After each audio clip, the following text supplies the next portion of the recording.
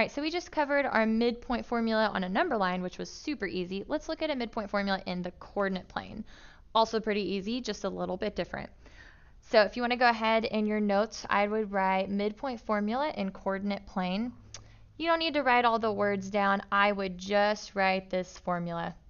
Don't draw this crazy picture. This is just kind of the proof of why this formula works. Okay, so you guys just need to write down this formula, which I kind of changed a little bit. So just put M for midpoint equals, don't worry about this little blob right here, I was just crossing that out. But do put your parentheses and put this in here. This is a comma if you can't tell. So the reason the formula looks like this, where it has parentheses, is because your midpoint in the coordinate plane is going to be a coordinate, right? It's going to have an x value, comma, a y value. Okay, and as you can see, it's really similar to the number line one, right? We're just going to add our x's and divide by 2, and add our y's and divide by 2, right? We're just finding two averages, one for the x, one for the y. So go ahead, write down example 2 in your notes right here. You don't need to draw the graph, just write down this example.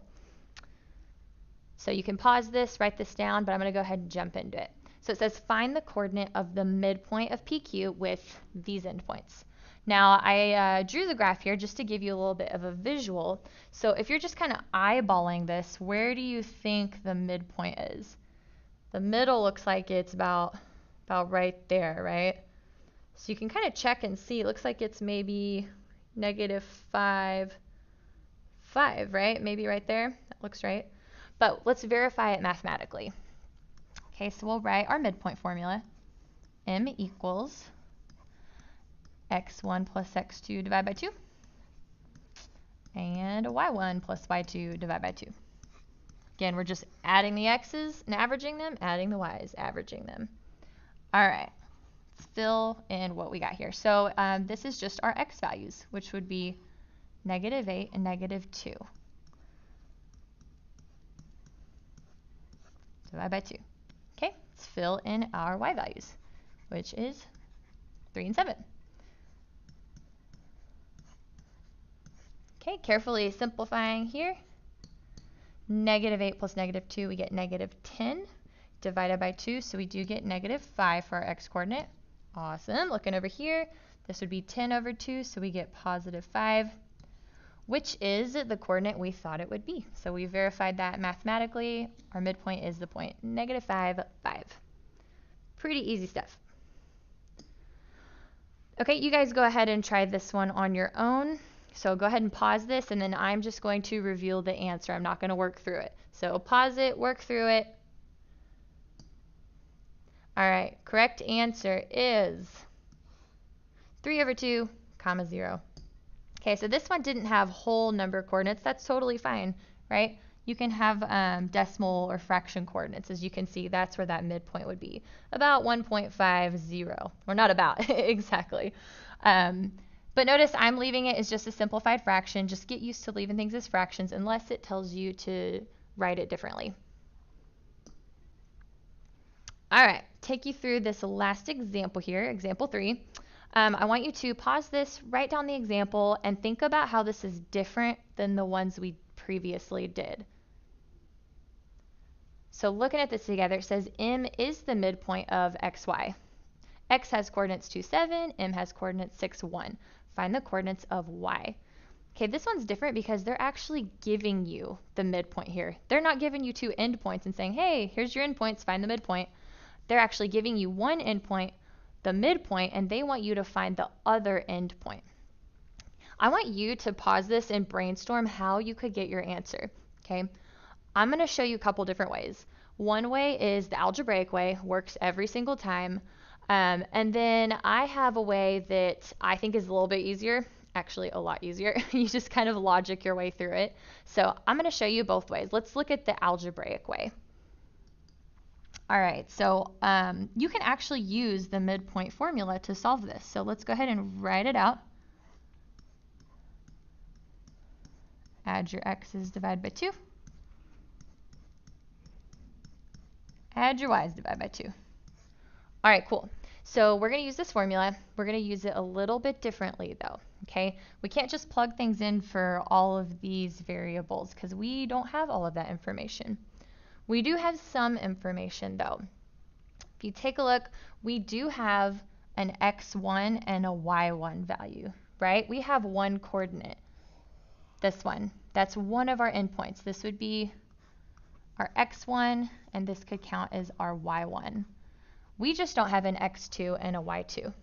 Now also look, we do have our midpoint. We've been writing m equals, we can actually plug something in for m right here. Our midpoint, 6, 1. Okay, so let's substitute those things in. It'll look kind of weird, but we're gonna make it work. Okay, so my x1, I'm gonna put in 2. And my y1, I'm gonna put in 7. Okay, kind of a weird looking algebra problem because there's commas and parentheses in it, but we can actually solve this. Not too hard actually. Okay, so if you take a look, we have a coordinate set equal to another coordinate. If you have this scenario, you can take your x value on this side and set it equal to your x value on that side and solve that. So let's do that. I can set 6 equal to 2 plus x2 over 2. All right. I can also do this. I can set my y value on this side equal to my y value on this side. So go over a little ways and make that equation. All right, so now we just have two equations that we're going to solve individually, and we'll get our answer. All right, so over here, just a little bit of algebra. To solve this for our x2, well, anytime you have a fraction, if you remember to get rid of it, you can always multiply by the denominator because, boom, it cancels out. Do the same thing on this side. Okay, so we get 12 equals 2 plus x2. All right, we're solving for this x2, so our last step would be to subtract 2 from both sides. And if you do that, 12 minus 2, we get 10 for our x coordinate. Super easy. All right, let's do the same thing over here. Same process, we're going to multiply both sides by 2. Okay, so we get 2 equals 7 plus our y2. Again, we're going to subtract from both sides, subtract that 7. 2 minus 7, we get negative 5.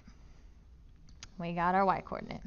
And that's it. Just write your answer as an ordered pair, like so, 10, negative 5. Okay, so that looks kind of crazy, not too hard, but you can do it like that every single time. That'll work for you. Let me show you the way that I kind of just logic my way through and get the same answer, and this will work every time. Also, you might like this better. And some of you probably already realized that you could do this.